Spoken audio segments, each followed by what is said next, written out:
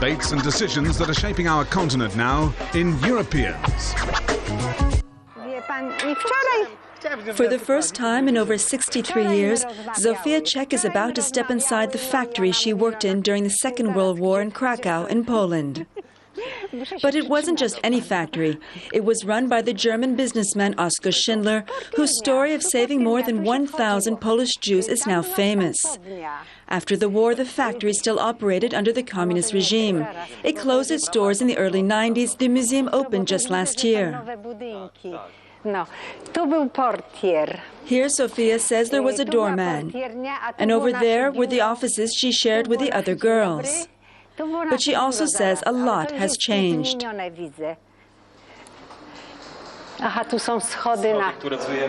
When she enters Schindler's office, the memories are vivid. She describes Schindler as a fair and elegant man.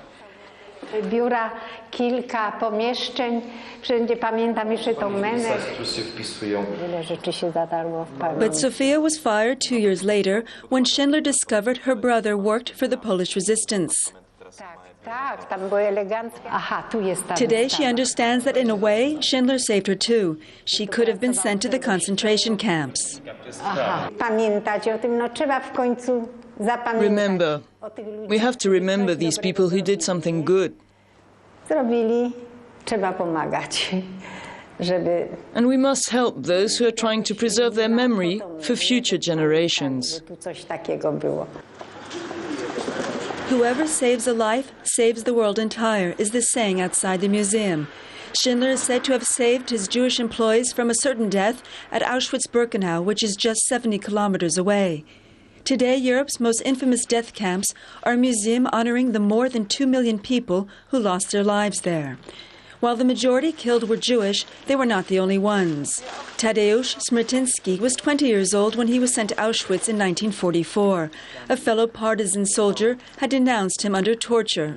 At Auschwitz, he escaped death since the Nazis needed more workers as they planned their retreat. We came in. An SS officer did the roll call.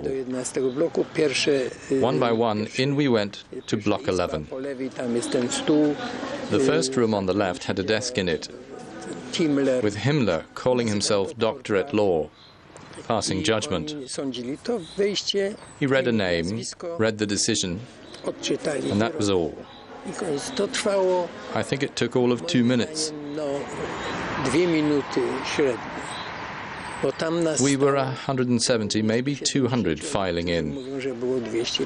That's when the teacher, Franciszek Stotka, said the words, "Tell Poland how we died." Stotka powiedział te słowa właśnie, powiedzcie Polsce, jak zginęliśmy. Testimonies, places of remembrance, honoring victims of the Nazis but also of Stalin, is a moral obligation not only for Poland but for all of Europe. This is the message the European Commission hopes to help deliver through its Europe for Citizens program, which starts later this month. The Commission wants to finance further projects such as testimonies and museums to help Europeans remember and understand their past. But history books can vary. And no one knows that better than the Poles, who suffered greatly under both occupations. They do not celebrate the May 8th Armistice Day.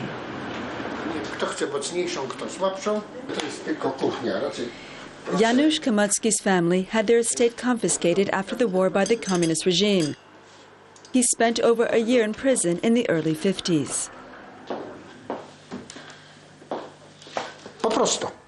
Under the Nazi occupation, you fought an enemy who did not hide, our enemy.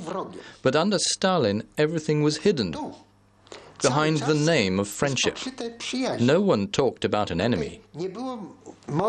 Those who went about destroying everything, down to the finest detail, were supposedly friends.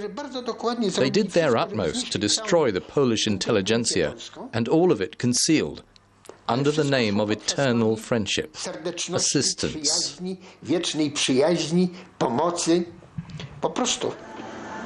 In Warsaw, the Palace of Culture is a reminder of this friendship. It was a gift by Joseph Stalin, a gift many Poles would have preferred to send back unopened, a reminder of a regime which suppressed their independence for decades. And now the Polish government has passed a controversial law it deems necessary to rid the country of those who collaborated with this regime. It's called the Communist Vetting Law. It requires some 700,000 public servants born before 1972 to sign an oath stating whether or not they collaborated with the secret communist police. This member of parliament helped draft this law. Myślę, że jest to niezwykle ważne dla wiarygodności Polski. It is very important for Poland's credibility that our country be governed by people who are not only competent, but whose pasts are known. That they were not linked to the old regime's political police and secret service.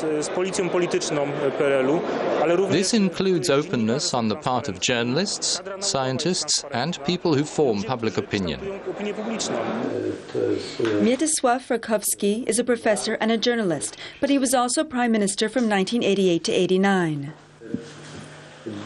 He took part in talks with then opposition Solidarity leaders like Lech Wałęsa and Bronisław Geremek, who today is a member of the European Parliament.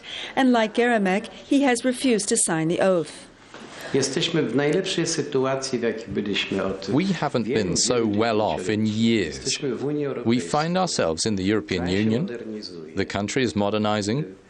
And one only has to leave Warsaw to see what enormous changes are happening in the countryside and in the small towns. But all the same, there are politicians who say none of that is important and that the priority is the moral revolution.